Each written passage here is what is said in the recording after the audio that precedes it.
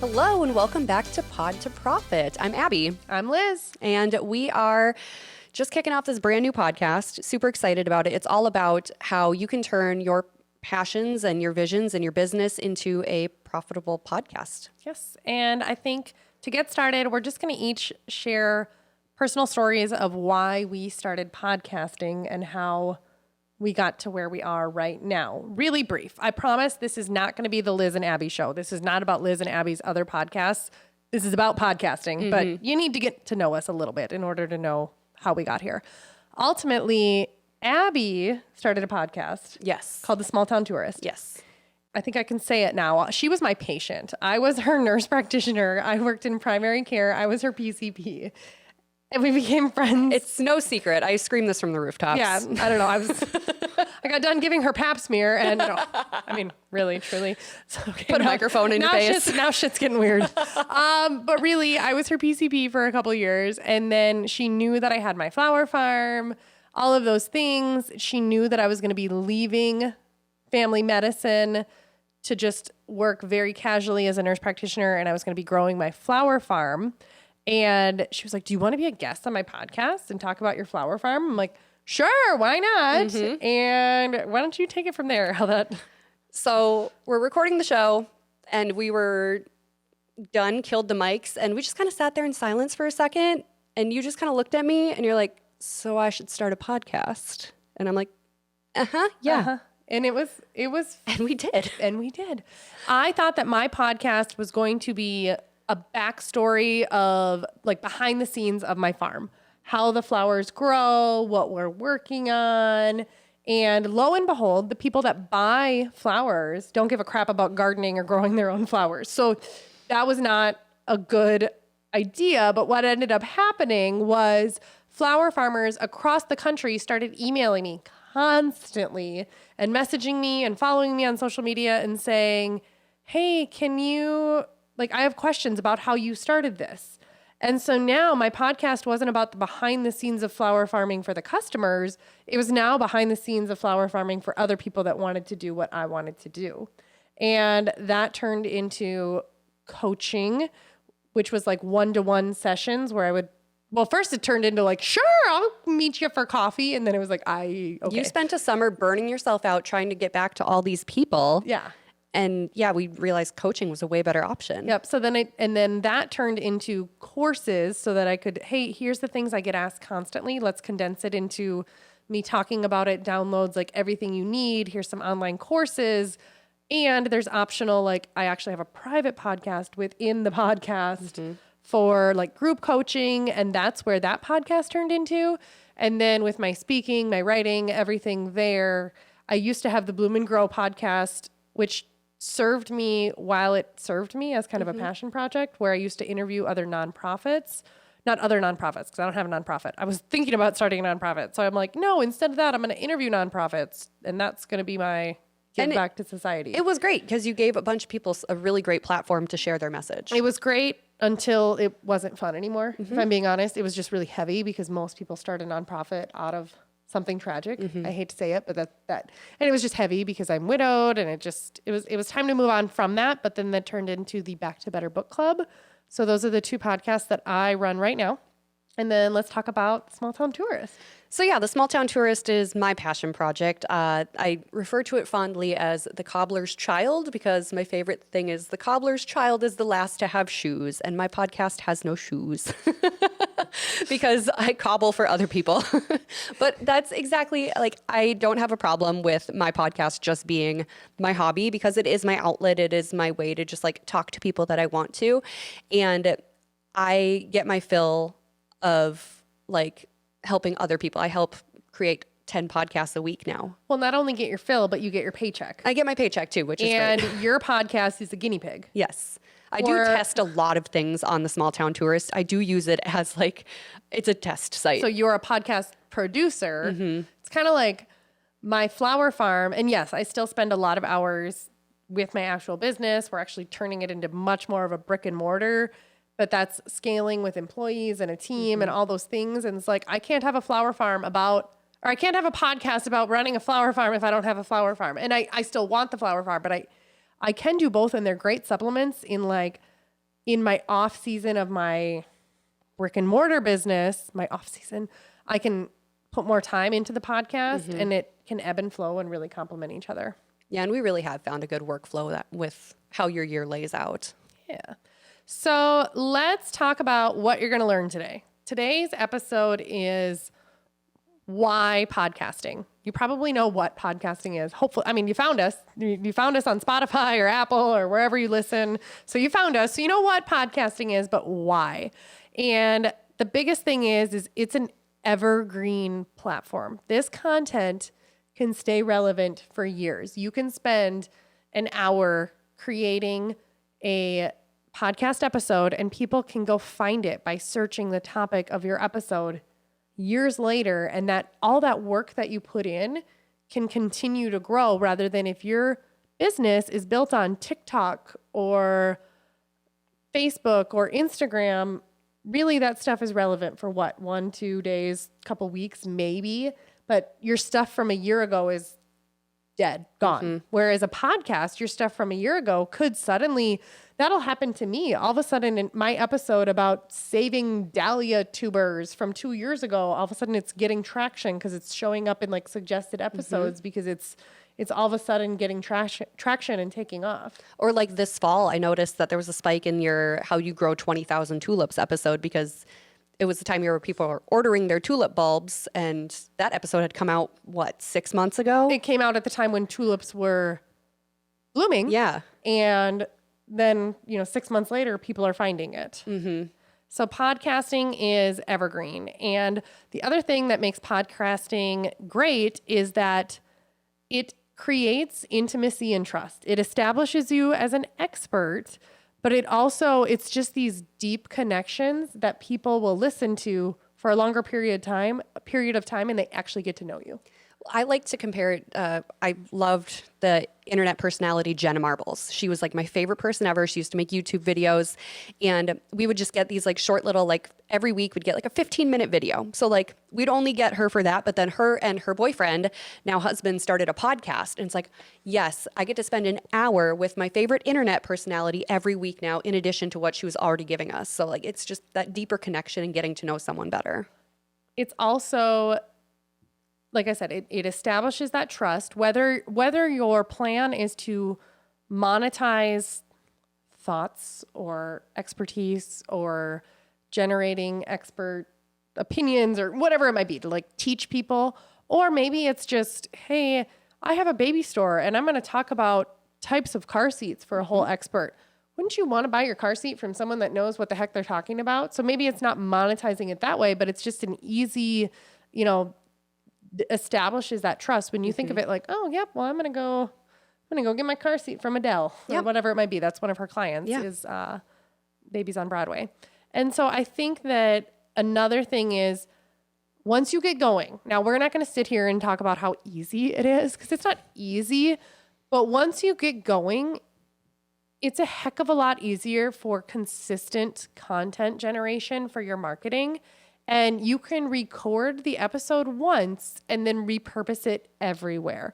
You can take that one episode and turn it into a carousel. You can turn it into a freebie on your website for downloads. You can turn it into an Instagram reel.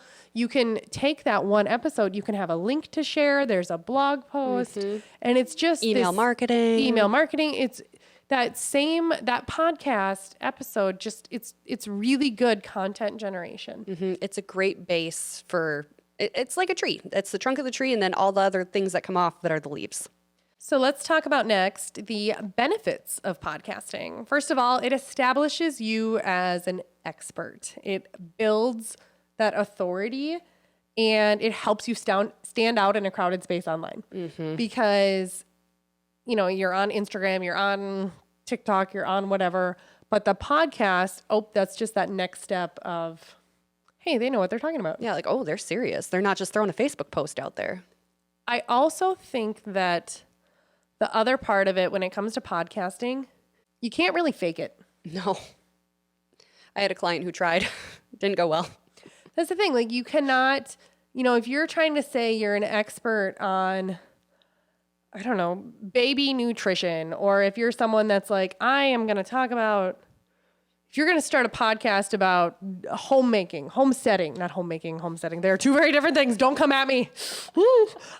One's Martha Stewart, one's sourdough starter. Yes. And we know that Martha Stewart is not, if you watched her documentary. So good. Anyway, so just knowing everything you can about the topic that you want to cover is so important, because you can only yap so much about something before someone realizes they don't really know what they're talking about. they don't know what they're talking about. And so it really does establish you as an expert in that you can maybe get away with it for a couple months, but after a couple months, this person's not really doing it. And that's where I've seen a lot of online course creators that just have social media.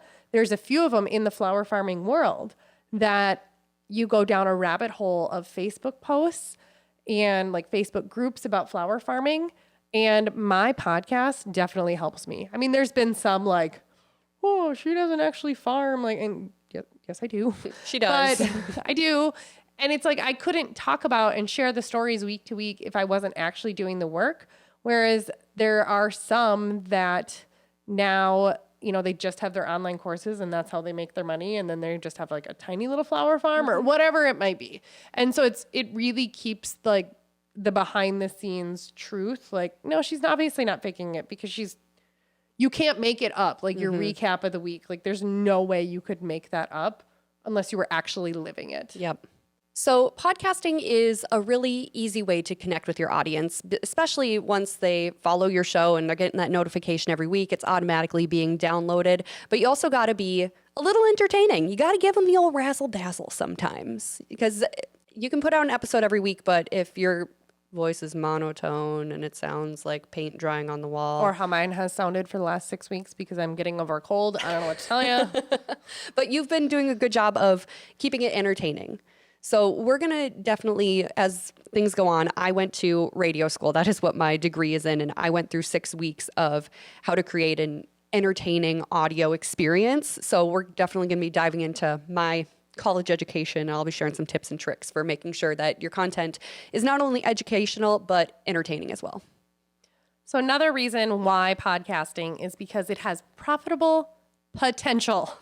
Now, full disclosure, my podcast experience, it's very grassroots. It's very authentic. I have some sponsors, but not a ton.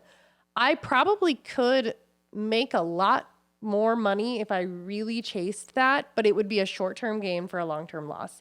I feel like it would modify my content so much and it would just modify everything and not be authentic to like the help that I'm trying to actually give to my listeners, in the form of teaching them how to run a successful business, similar to mine with such a specialty as flower farming.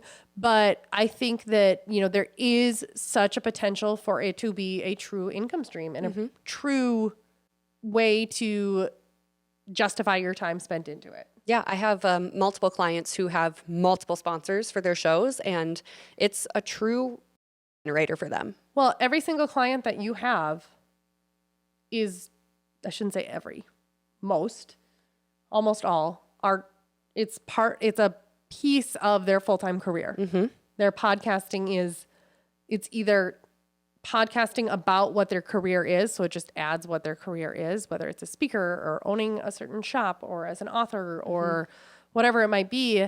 And, otherwise, just depending on where you're at in your journey, none of your podcasts are viral. I mean, I hit 100,000 downloads. I'm at, 6,000 or 7,000 a month, something like that, which is a really good, solid number. Yeah. But that's not viral numbers. That's not going to get bought out by Spotify, and nor do I want that. No, you want consistent. Yes, I do. Someone from Spotify is listening. You can have us. You can have us, but... But no, consistency is better than being viral. Like having that consistent base where your numbers have been slowly increasing, but it's nice and steady. And all of my clients have been the same way. It's been nice and steady. And those people that are listening, they're coming back every single week and bringing more people with them. That's what you want. So another thing, and my favorite thing about podcasting ultimately, is the flexibility and accessibility. So it can be such a great addition to what you're already doing with social media or email marketing or other platforms. And it can just supplement everything that you're already doing. It just kind of tips it over the top a little bit. And everything that you're already doing with your business, it can just add a little bit. Now, you definitely can vary the complexity, right? So there's the DIY, which I have never done. I have never DIY'd a podcast. I've always had Abbey. But a lot of your clients, I would say most of your clients have not DIY'd it either. I've had a couple that have done DIYs and tried it and realized that it's a lot to the scale that they want. It was a lot to take on for them. Well, and it's with anything. If you listen to my Back to Better podcast, I have episodes like I Know How She Does It. And it basically, you have to decide like, what are you going to outsource? What is the best bang for your buck? For me, effing around and finding out with trial and error of like editing episodes and making reels and whatever, doing the podcast, for what I pay Abbey. She's my producer. I pay her every month. What I pay her, the hours that it would take, like it takes her 10% of the time it would take me. But if you look at how many hours that would take me and what I pay her and what I can do instead, oh my God, it just makes so much more sense. But you can do a lot of trial and error and figure out, how to edit things or just release it without taking out the ums and the ahs. Yeah. It's only as complex as you want it to be. And really you can, what I do after you've done it for a while, after you get a routine, I spend anywhere from 3 to 5 hours, probably every 3 weeks, really writing episodes, recording, doing them all, putting them in Dropbox, and Abbey takes care of the rest. And that's what the bulk of my clients want. They want the podcast. They want the professional sound. They want the professional look. They want all the elements made for them. The bulk of my clients, I show up with this setup. They plop down for 4 hours and we have a month's worth of content that they don't have to touch again. I just take it for them. Yeah. And probably every quarter, and again, these are going to be future episodes, but probably every quarter, every 2 to 4 months, I plan the next 8 episodes or so. I always have an order, and you can always pop in another one, but it's good to just always have that kind of planned out. And then I can structure my email marketing around that, my freebies, my funnels, my whatever it might be, and have that blog to share. And it really does all fit together. And I can't wait to show you guys more about how that looks like. The big thing that I want everyone to take away from this, we've gotten into the weeds on a lot of stuff that we'll get even further into the weeds on, but I just want everyone to realize that podcasting is fun. It is fun. It's fun to sit down and chat and talk. And I mean, I say one of my main hobbies is just buying audio gear because it is. I spend so much time on sweetwater.com, but it's fun to set this stuff up. It's fun to have these conversations, and they're fun to look back on. Like, I love all my podcast episodes where it's like, oh yeah, I remember that great conversation I had with someone, and then you can go and revisit it, and it's just a dang good time. For me, it just sparks creativity and deepens my passion for the message that I'm sharing. So if I'm talking about like my episode that's coming out on Monday for my podcast, Flower Farmer Forum, it's on goal setting and the importance of like smart goals, and not just, resiliency and just keep swimming can only keep you going for so long. So like when you're setting goals for your business, you need to audit it. You need to be honest. You can't be lying to yourself. You need to audit your time that you're spending. You need to audit your bank account, figure out how that's going. You need to audit your customer satisfaction. You need to be honest about those things. And so when I create these messages about, what I'm doing in my own business and then carrying it over, like it's doubly done. And it makes my flower farm so much enjoyable because I am truly practicing what I preach in the way that I podcast. The other example I'm going to give is, my Bloom and Grow podcast. You can search it, Bloom and Grow with Liz Fiddler. It existed, I think the last episode, like once in a while we'll throw out a new episode and I'll share it, but it's pretty well on hold for now. Yeah. Probably done. I don't know. There's over 6 months of bingeable content there. Yes. And I got to meet the best people in the entire world. And if you listen to it, you will probably quickly understand why, for my own mental health, I had to stop doing it. It sounds really bad, but I recorded it with people that went through something heavy like I did. I lost my husband unexpectedly to a heart attack. And so someone would start a nonprofit in memory or honor of their son, their mom, their husband, their whatever. And I would interview them and then we'd both be crying. Like we both cry in every episode. And then I would take it and I would cry. And then Abby would cry. And it was like, oh, like they're good. And this person's message is doing so good.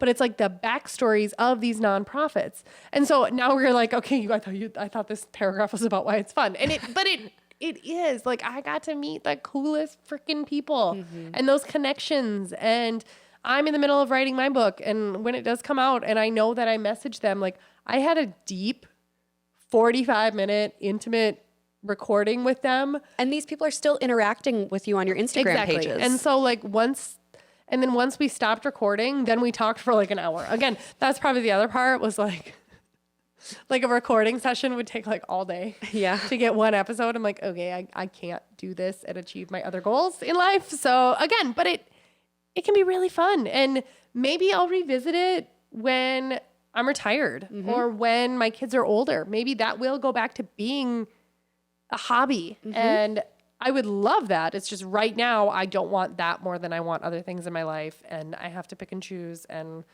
I can't afford to just take a whole day to record all the time, unfortunately.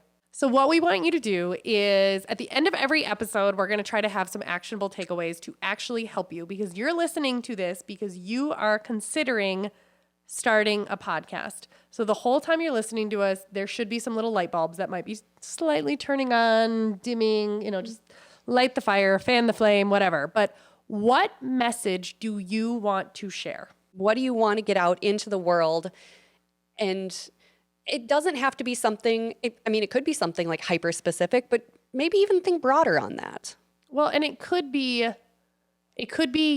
something brand new, something that's just like your passion project behind the scenes, not at all related to what you currently do. Maybe you're a nurse practitioner who secretly loves flower farming, right? Or maybe you already have an existing business or an existing brand, and how can a podcast supplement that? It can be one way or the other. So we're going to share some free resources down in the show notes below. We'll have a download there that you can go and click, and it'll be free, and you can kind of walk through some of what we covered today. And what we really want to do with this specific download is deep dive kind of what your message would be and how a podcast would fit with what you're currently doing. So be sure you head to the show notes, download that, and just work on it. Yeah, checklist, brainstorming guide, figure out, what you would be doing. So make sure that you subscribe to our podcast, share it with someone that you might think that they should start a podcast, visit our website for free resources, and thank you so much for being here.